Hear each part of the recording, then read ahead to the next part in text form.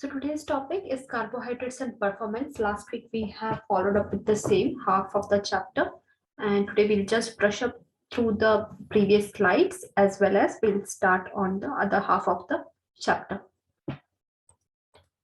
So carbohydrates are the very first fuel that a sports person can use for any type of their activity, not just for people who are training or in exercise or any sort of uh, severe activities, but also for any layman who is in a sedentary lifestyle. For them also, carbohydrate is the first fuel that the body will utilize to keep energy. So glycogen stores will affect the performance. How much the more glycogen stores you have for a competition, the more better you can perform. If you must have heard of this carbohydrate loading. Okay, we'll come to that this particular term in the coming up slides. So carbohydrate loading is what people who go for a long run or even people who participate in some kind of marathons, cyclists and all, they do take up carbohydrate loading just few days before the exercise. The reason being they just want to amp up their glycogen stores. Okay, you do a carbohydrate loading for few days, just 3 to 4 days, it won't convert itself into fat. Okay, it will be stored as excess amount of glycogen stores in your body, which will be burnt up completely during the day of your competition. Okay, so the more glycogen store one has, the more better they can perform. So different carbohydrates produce different type of response in the body in terms of a carbohydrate being simple and complex. Okay, so the simple carbohydrates are better for being mouth rinses, etc. Complex carbohydrates are better in being, even if it takes a little bit longer time to break down. Okay, your major meal of the day should be complex carbohydrates, and your pre-workout meal, okay, your snacks in between could be simple carbohydrates. Okay, so that's how you can divide the entire carbohydrate content throughout your day. So muscle and glycogen, high carb diet will give twice the glycogen than moderate carb diet and 7 times as much as low carb diet. So throughout this entire textbook, you will notice this one pattern. So that they will claim us, they will give a statement. They'll give a statement. Okay, this will enhance your performance. But along with that statement, they have given 2 to 3 studies which justifies that statement. Okay, so you can just read these studies like a story, but just keep in mind, okay, whatever statements have been used in this textbook has a research backing, has a positive research backing to it. Okay, so you don't have to mug up any researches, just for your knowledge, just read through that storyline of the research. Okay, so another one study was done on 3 groups of athletes who were performing the same kind of sport. Okay, so one group was fed with a high carb diet, second group a moderate carb diet, and the third group was on low carb diet. And after giving them this different types of carbohydrate content in a diet, their endurance was tested upon. So naturally the athlete who were on high carbohydrate diet were able to perform much better. Okay, they were able to perform in an endurance exercise for around 170 minutes. Okay, this endurance exercise was cycling. Okay, so people who were athletes who were on high carb diet were able to perform for 170 minutes, while the athletes who were on moderate carb diet could only perform for 110 minutes, and athletes who were only on low carb diet could only perform for 1 hour. You can see the difference. Okay, so what does this study suggest? That high carbohydrate diet will give you more the amount of glycogen before being converted. Too much of glycogen will be converted into fat, but you do not give your body the time to convert glycogen into fat. Okay, before it starts the conversion into fat, you burn up this glycogen stores, so you won't put on weight. Your fat, the body fat ratio won't increase. Okay, and all on addition to all this, you can perform better and longer. Okay, so that's the relationship between muscle and glycogen. So, muscle glycogen, the carbs that are stored in the muscle, is an important fuel for prolonged moderate to high intensity exercise. Okay, always remember this. If you want to do a high intensity exercise, don't load up on fat, load up on carbohydrates. Okay, if you are doing low intensity exercise and all, just follow a moderate diet. You will lose more fat than carbohydrate. If you remember the graph which we have discussed in our previous chapters and all, when you do low intensity exercise for 1 hour or so, 45 minutes or 1 hour, your carbohydrate or glycogen stores are not depleted. Instead, your fat stores will be depleted, so you lose weight even while doing low intensity exercise. But when you increase the intensity of exercise as well as the duration of the exercise, your fat stores will not be depleted. Okay, your glycogen stores will be depleted, so you require high carb diet to be on a high intensity exercise. So depleted muscle glycogen will be restored back in the same day. Okay, even if you go to gym for the first time, you get an entire body ache because of the deposition of lactic acid here and there. Okay, even though you go through that trauma, but if you still consume carbohydrate in your diet, within a day that depleted glycogen stores will be replenished. Okay, within 24 hours, if you indulge in carbohydrates, whatever stores you have lost, it will be gained back within a day. Okay, so this is the dietary carbohydrate intake. The same table is given in your textbook. You can follow that as well.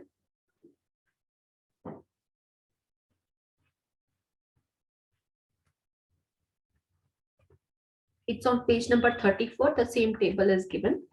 So people who are at very light training program, okay, just half an hour or 45 minutes or so, whatever their body weight is, okay, 3 to 5 grams of carbohydrates per kg body weight. Okay, whatever the athlete's body weight, the intake of carbohydrate completely depends on what kind of intensity workout they do. Okay, how long is their workout intensity, and what is their weight. Okay, keeping these three factors in mind, you have to suggest them a daily carbohydrate intake. Okay, so please make sure you learn this table very well. Questions could come from this part also.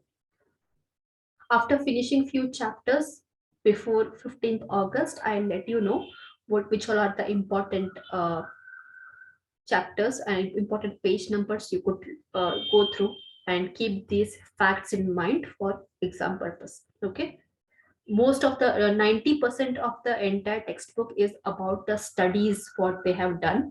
Okay, the Canadian Nutrition Committee, okay, the World Athletes Program, etc., whatever studies they have conducted so far has been given. So a storyline of a study is given that is based upon your entire textbook. You don't have to mug up those storyline or researches, just understand the facts which are given and what proof of that fact these facts have been given. That's it.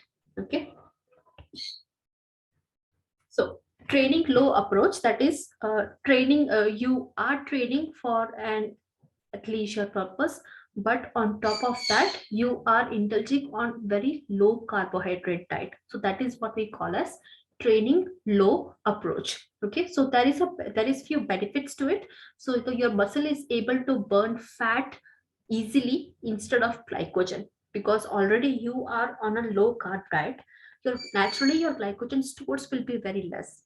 Okay, so the body will learn this technique. The body will learn this technique to burn fat first instead of glycogen, so you won't put on weight. Okay, so training low, you are looking for weight management also. If an athlete is looking for a weight management, training low is a good approach. Okay, so the body will learn to digest fat first for energy instead of glycogen. Okay, but there is no clear evidence that this low carb diet, low carb and high fat, LCHF stands for low carb high fat. Okay, there is no proof that this diet will increase your performance. Okay, so what are ways you can follow to make sure that your body is in a low carb training? So these are the points. All these 6 points are explained on page number 39.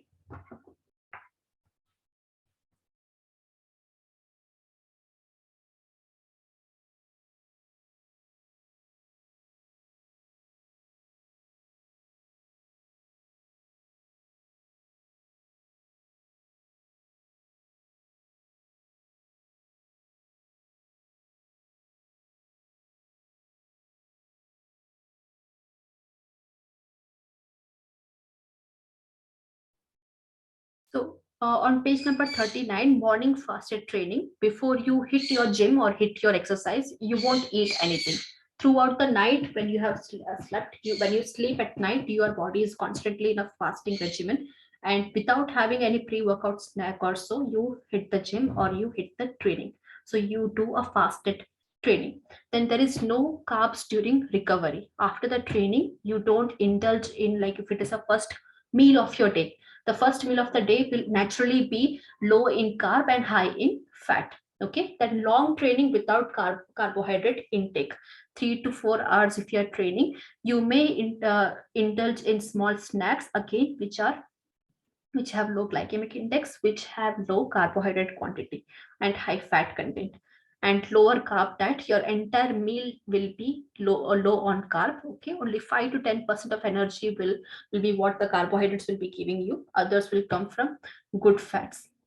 Training twice per day. Okay, you, because in this state of low carb, you can't go for an 8 hours training throughout a day or such. Okay, you have to cut short your training duration, and you have to keep it only 2 times a day. And you sleep in a low glycogen state, which means even your dinner, okay, dinner will have low carbohydrate. So the only a meal of the day which in which you can indulge in some carbohydrate is lunch, neither breakfast nor dinner. Okay, so this is about the LCHF diet or training low approach.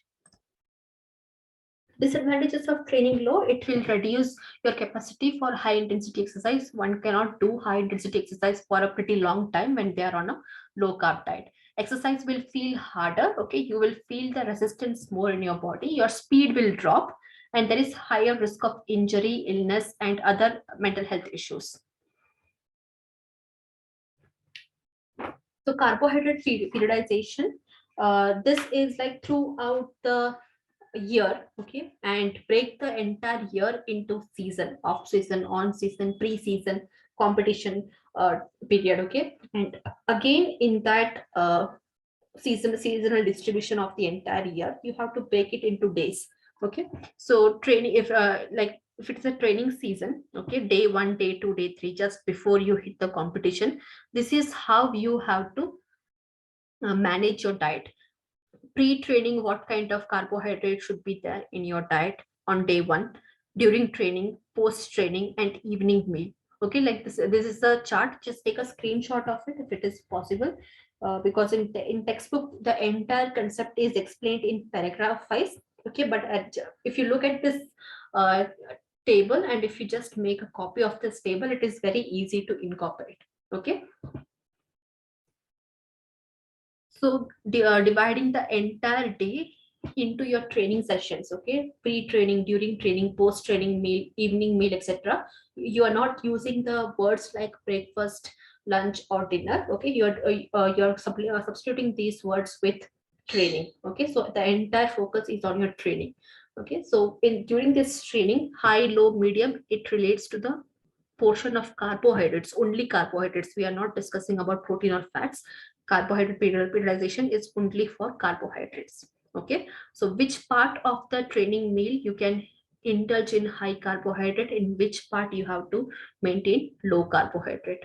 Okay, so this is the entire description of carbohydrate periodization. Okay, in various different pages they have given this information in paragraph. Okay, but this is much more a simpler explanation to all these pages, and most of it has a lot of research work done, so you don't have to go through all this.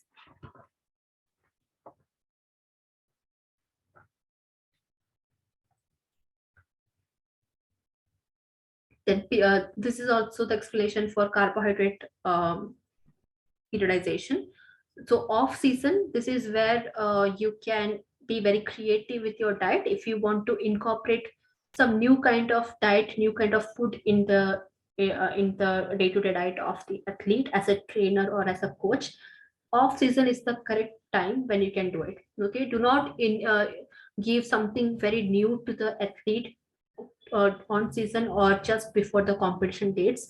Okay, if at all the athlete is not responding well to this specific kind of food, it may impact their performance. So if you want to try out a new kind of, like if you want to put your athlete on keto or something else, okay, off season is the best time to try and test all these different types of fat diets. Okay, then transitional pre-season.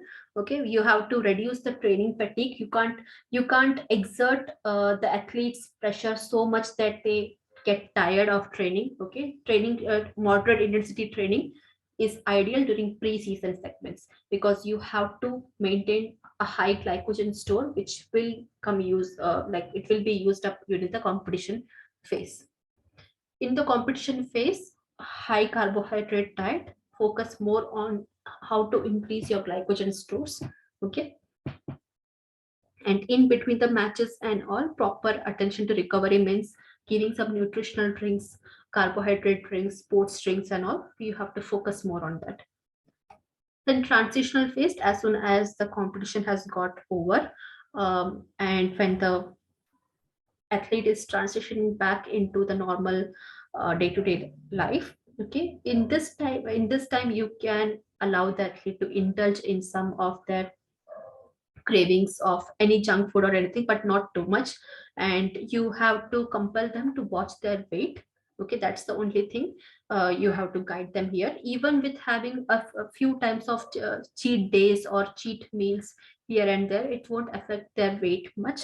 The only thing they have to focus here is not to gain too much of fat during the active and rest state. That's it. So, which is the best kind of carbohydrates? It's small sugar, like whenever you're doing a high intensity exercise, small amounts of sugar is ideal. And how do you get this small amounts of sugar? Naturally, which is present in a fruit. Okay, whole fruit smoothie. Okay, some protein bars, nutritional bars, and all, they have sugar component in it. Some having giving them a handful of nuts. Okay, any dry fruits and nuts, naturally they have the small amounts of sugar. It's very ideal for high intensity exercise. Okay, and 25 gram for average person. Even if this average person is having a very sedentary lifestyle, still this is what, not just the UK government site of nutrition and health, not just that, but also WHO, World Health Organization, has stated this fact as 25 gram of sugar.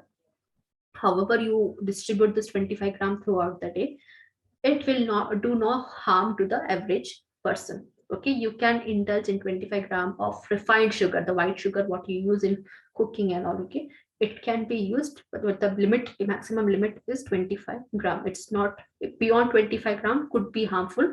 Also, people who have a history of diabetes in their family should not go beyond 25 gram of sugar on a day-to-day basis.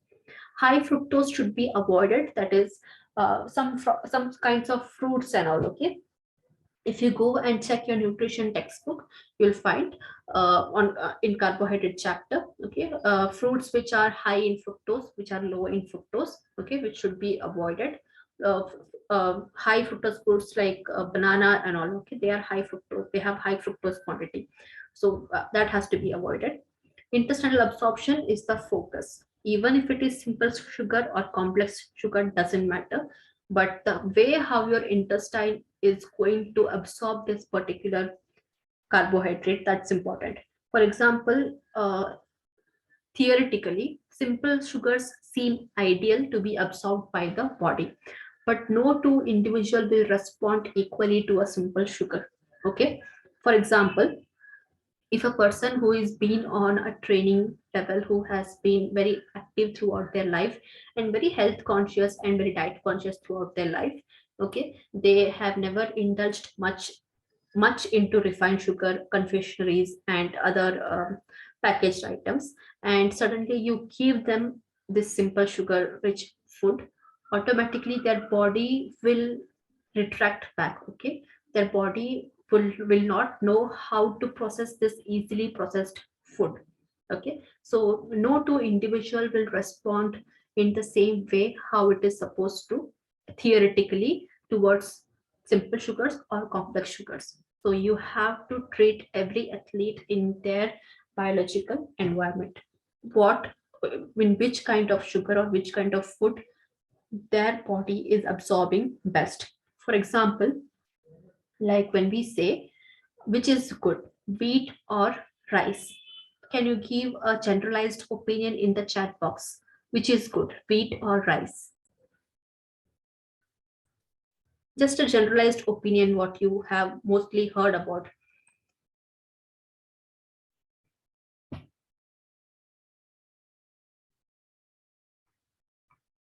See, theoretically, when we say both are carbohydrates, yes, but theoretically, when we go to the scientific aspect of it, wheat is better than rice. But the way how Indian community, okay, Indians and even Southeast Asians, okay, how they process rice, okay, how the body is able to process this grain of rice is much easier than wheat. Okay, for example, if you give somebody from southern part of India, or let's say from West Bengal also, or the western states of India, even in western states of India, as sorry, not the western, the eastern states of India, as well as the southern states of India, rice is a staple food there. Okay, if you swap their rice with wheat just for the health benefits, okay, just for the matter of health benefits, their body is not going to respond well to wheat. Okay, wheat, so far they never had an issue with blood sugar. Suddenly their blood sugars levels may spike up. The reason being, since childhood, which kind of staple food you are accustomed to, okay, your body knows how to process it. Okay, so there should be no dialogue between which is good between like wheat and rice. Remember how you grew up, okay, which kind of food you were exposed to growing up. Okay, that's what your body remembers the best. Okay, that's what the body remembers the best. People who indulge in wheat, they do suffer from clotting issues, even though the glycemic index of wheat is considered better than rice. But uh, the side effects of wheat, because of gluten and all, some people are allergic to gluten. Okay, it cannot be taken, so they have to depend on rice. Okay, so the way how the body treats different types of carbohydrates is also very subjective. Okay, so that's the focus, intestinal absorption, how the body is able to process these carbohydrates. That's the focus.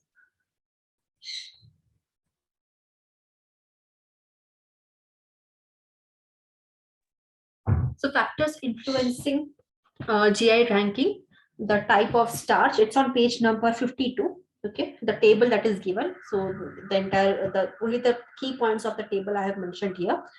What kind of starch is available? Okay, like the is it a gelatinized starch or not gelatinized starch? Gelatinized starch means the kind of starch which is able to hold a lot of water. For example, when you cook potato, or even like sabudana, okay, even if you don't cook sabudana, just soak sabudana in water, you see how it swells up, right, just because it is exposed to water. So it has a gelatinized starch. So, when you have a gelatinized starch, food that has gelatinized starch, it is much more easier to digest. Okay, because the bigger the particle size is, it has a lot of surface area. Your gastric juices, your digestive juices has a lot of surface area available to attack and break it down. So when a food swells up, obviously the surface area will also increase, and your digestive enzymes have a lot of area to work on, and it can attack it easily, okay, and break it down.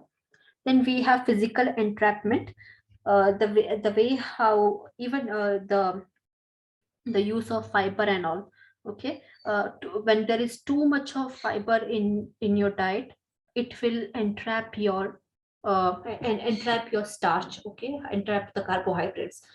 The mere presence of fiber in the diet will not allow the digestive juices to penetrate through the chyme and attack the carbohydrates.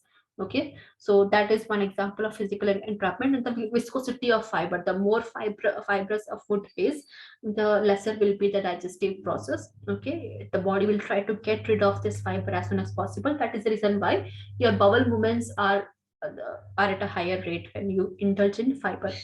Then the sugar content, what kind of sugar? Sucrose, fructose, galactose, lactose. Okay, what kind of sugar content is there? Then fat and protein content. If your food along with carbohydrates, if there is a fat and protein content to the same food, it will take a longer time to digest. If it's just simple carbohydrate, there is very less fat and naturally less protein in this particular food, it will be easily digested. Protein and fat rich food are retained for a longer time in your gut. Then acid content, the more acidic the food is, easily it will get broken down. Then food processing, the more processed food, okay, like baked goods, in some kind of recipes, you require to boil certain items, then deep fry it, then saute it. Okay, there is a lot of cooking process to it, and a lot of time given into cooking process. So too much of cooking process will make a complex carbohydrate into simple carbohydrate, and that will spike your uh, blood glucose level. And the method of cooking, for example, steaming, boiling. Okay, when you have boiled vegetables, steamed vegetables, okay, it will not spike up your glycemic index. But if you have too much of processed kind of vegetables, it will increase your blood glucose level. These are the factors that influence the GI ranking. So glycemic index versus glycemic load, even in the chapters of carbohydrate, which has already been uploaded in the YouTube channel, you can just go and revise at your own leisure time. Okay, so the GI, that is glycemic index, it is just a rank. Okay, like 1 to 100, it is just ranking the food based on their immediate blood glucose response, and it does not consider the amount of the volume of food you have ingested. Okay, mostly all the ranking, how it came across was, they take a test food of a particular quantity, for let's say for example 100 gram, and then they have a reference food. Mostly it is 100 gram of glucose or 100 gram of white bread. Okay, so they will just they got this glycemic index ranking based on 50 gram or 100 gram of the test food only. Okay, they're not considering more in quantity. So whatever the sources of information you have on glycemic index, it is limited to that particular gram portion on which they have done this test. Okay, but you are not having exactly this 50 gram or 100 gram of that particular food item. The volume of the food item will also change the glycemic response of your body. So that kind of information you get from glycemic load. Both of them has a formula to it, which we have discussed in detail in the chapters of carbohydrates. Please just go and check that video out. Okay, so your revision will be done, and again the repeated chapters will come along.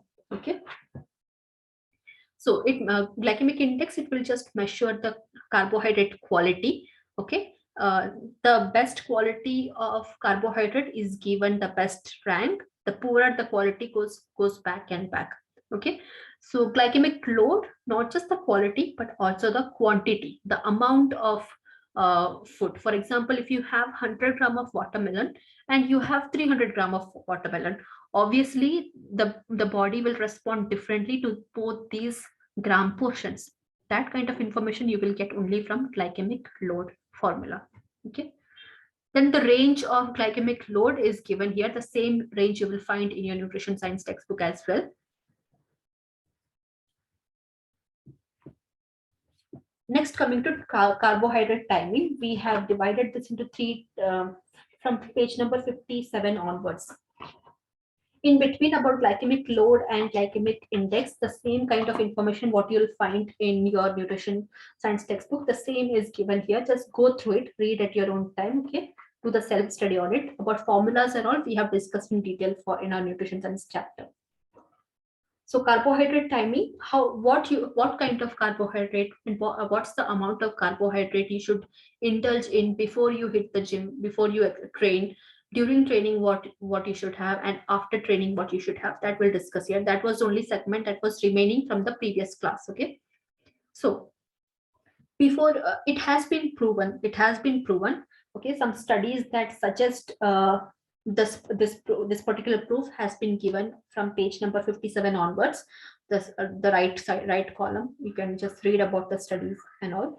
Okay, so it has been proven that if you consume a little bit of carbohydrate before you exercise, it obviously improves your performance. Okay, it will also help the body to burn more fat uh, on empty stomach. Like if you're not indulging in carbohydrate, you're just going and just training on a fasting stomach or an empty stomach, that will help you to burn more fat than carbohydrate. So if you are looking for fat loss, do your exercise or training on an empty stomach rather than having some pre-workout snack.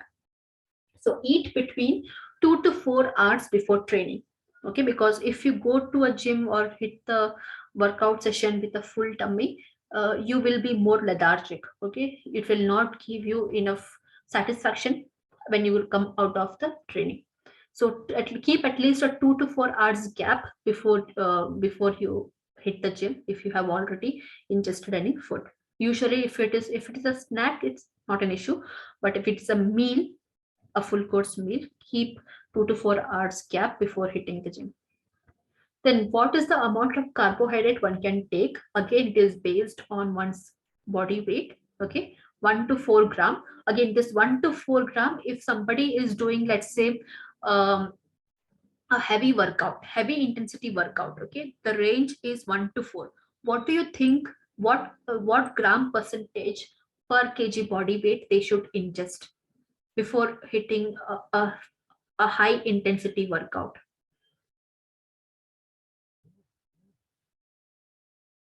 Can you just mention in the chat box?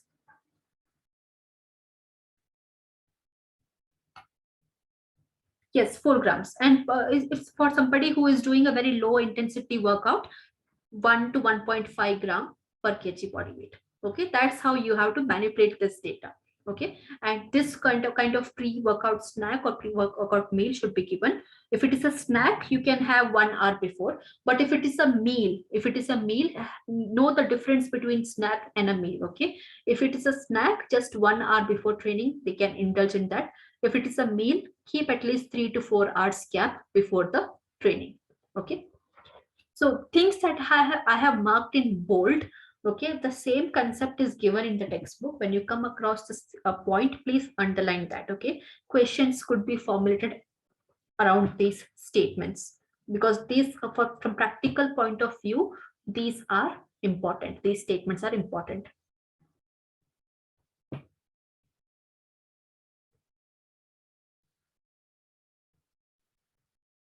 For high intensity, if it is it a pre-workout snack or a pre-workout meal? Okay, if you are just doing a carbohydrate snack, keep it between 1 to 4 gram. Okay, snack. If it is a meal, obviously throughout the day, if it is a high intensity or low intensity, you have to increase your carbohydrate content in the meal as compared to snack. Okay, so some examples of low glycemic index foods that are naturally low, will rank in the low glycemic area. Okay, that's the best kind of pre-workout snack one could have, like lentils, boiled lentils, milk, yogurt, any full fruit. Okay, chicken sandwich, which does not have too much of fat, like not the grilled cheese chicken sandwich that will be heavy. Okay, then we have cereals with milk, baked potato. Yeah, these have low glycemic index, as well as they will fill your tummy. Okay. More information about this, you can find it in all the paragraphs which are given here.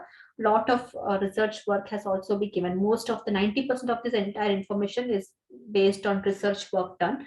Just read about these researches as a story. No need to keep it in mind. Just keep the facts in mind. Okay, read the research work just like a story. Then coming to carbohydrate timing during exercise. Okay, during, like, if you're doing a low intensity exercise, for example, let's say 1 hour of low intensity exercise, do you require carbohydrate in between?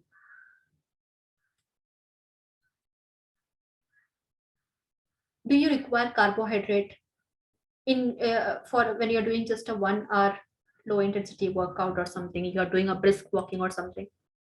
No, it's not required. Okay, so when you want to focus on a carbohydrate intake during the exercise, by default it is a prolonged training or an endurance training. Okay, so we for people who are doing low intensity workout, you just have to omit this session. This is only for people who are doing endurance activity.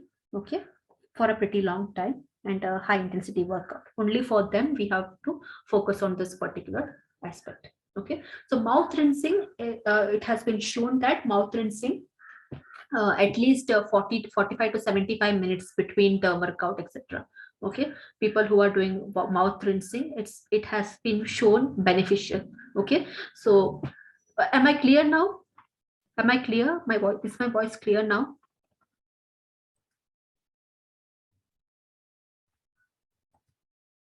So when you come across any athlete or anyone who is seeking your guidance, and they are doing a low intensity workout for 1 hour per day, or 1 hour in the morning, 1 hour in the evening, okay, and low intensity workout like brisk running or just jogging or brisk walking, something like that, yoga and all, they don't require carbohydrate during the exercise. You can omit this aspect for low intensity workout segment of people. It is by default carbohydrate timing during exercise. By default, it is for endurance activities. Okay, prolonged training and endurance activities, you have to focus on this.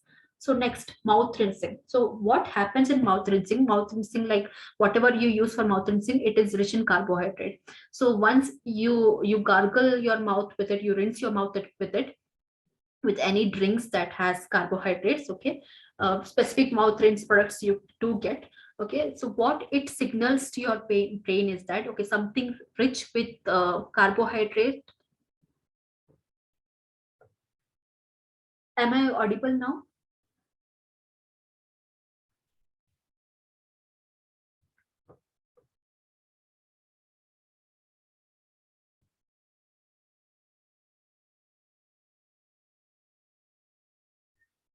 Am I audible now?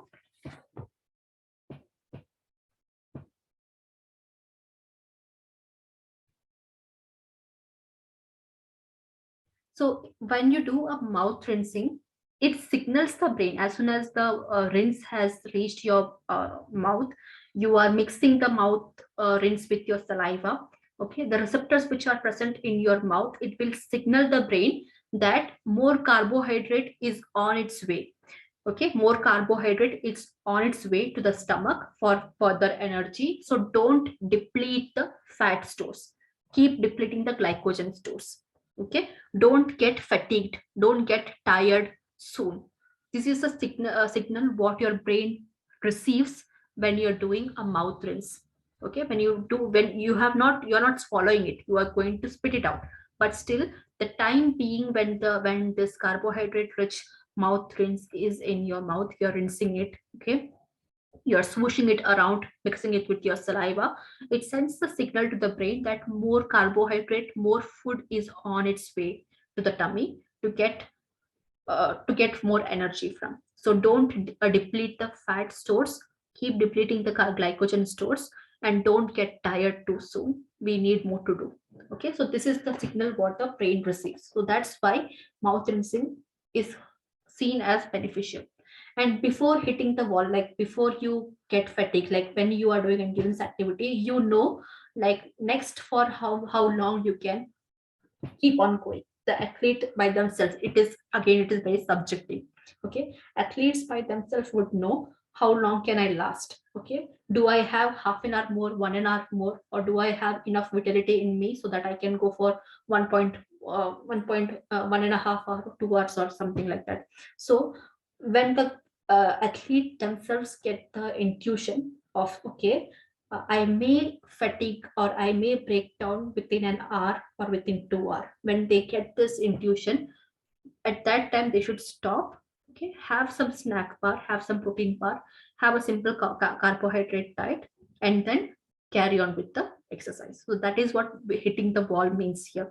Okay, so if you are doing any endurance activity, any high intensity training, which may last more than 2.5 hours, you should use a mixture of carbohydrate. Okay, don't just depend on simple carbohydrates only. Use a different mixture of carbohydrates. Have a bowl of salad. Okay, mixed salad is good. Okay, with a sweet dressing. Okay, a snack bar or a protein bar, sports supplements. Okay, sports supplements usually they come with a mixture of carbohydrates, so these are also good. A handful of nuts. Okay, these are good, because these will naturally give you a mixture of different types of carbohydrates in one single go. Okay, so using a mixture of carbohydrates, even like for example, a cereal, a fruit cereal bowl. Okay, a small bowl around 150 ml or 150 gram of a small bowl which has fruit cereal along with milk. Okay, so fruits along with milk and some grains. Okay, a cereal which is made up of whole grains. These are again a good example of a mixture of carbohydrates. Just slurp on this fruit bowl of milk cereal. It will be a great source of energy, as well as it will give you a mixture of different types of carbohydrates. Okay, so these are the focus points during exercise. Now after exercise, how you have to eat up. Okay, it is completely based on depletion, muscle damage. Okay, the amount of training. For example, if you just google it, just see after the class. Okay, just google it, any high intensity exercise, and put an hour to it. For example, push-ups for 15 minutes. Okay, push-ups for 15 minutes. How much calories you must have burnt? Cycling for 2 hours, how much calories would have you burned? You will get these data. The data has been worked on. They have done research on these kind of activities, the usually well-known activities. They have researched on it, and how long you perform this activity, and an approximate amount of calories which you have burned. Okay, it will give you the data. So based on that, you would know, okay, how much depletion you have undergone, how much calories you have burnt, and you have to replenish those as soon as possible. After the first workout session, as soon as possible, you have to eat your meal. Okay, the best is to go for a smoothie. Okay, go for a smoothie, go for some raw food, because if you, as soon as after a meal, if you have too much of processed or cooked food, there are high chances that it may lead to nausea and vomiting. So go for a raw meal, a fruit bowl or a vegetable salad or a smoothies are the best options here. Okay, as soon as you finish your workout, go for a glass of smoothie, a big glass of smoothie, and then after half an hour or 1 hour, then have your full meal. Okay, so as soon as possible after the workout, you should replenish your carbohydrate, and even smaller amount of high carbohydrate snacks are ideal. And this is the concept you have to keep in mind: 1 to 1.2 gram per kg body weight. So smoothies are the best option. They do not have too much of carbohydrates, but they have simple smaller carbohydrates. Okay, and the remaining 6 to 10 grams of carbohydrates, you can wait for an hour, wait for 45 minutes or an hour. Then when you have the meal, for that meal you can follow the this information of 6 to 10 gram of carbohydrates per kg body weight. But soon after the workout, whatever you are having, okay, should give you this amount of carbohydrate: 1 to 1.2 gram of carbohydrates per kg body weight. So smoothies, and again a glass of milk. Okay, not the hot milk, but cool down milkshake, protein mix. Okay, milk, cold milk with protein mix. Okay, these are a good source of energy, as well as simple carbohydrates.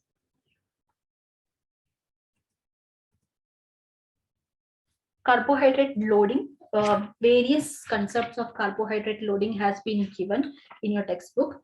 Like the earlier form of carbohydrate loading, what kind of how many days they go on normal diet, then low, and then high carb. Okay, before just before the day of competition. The different concepts of carbohydrate loading, classical and modified, etc., is given on page number 71, 72, 73, and all. Just just read the table. Try to make the difference out of it. So carbohydrate loading.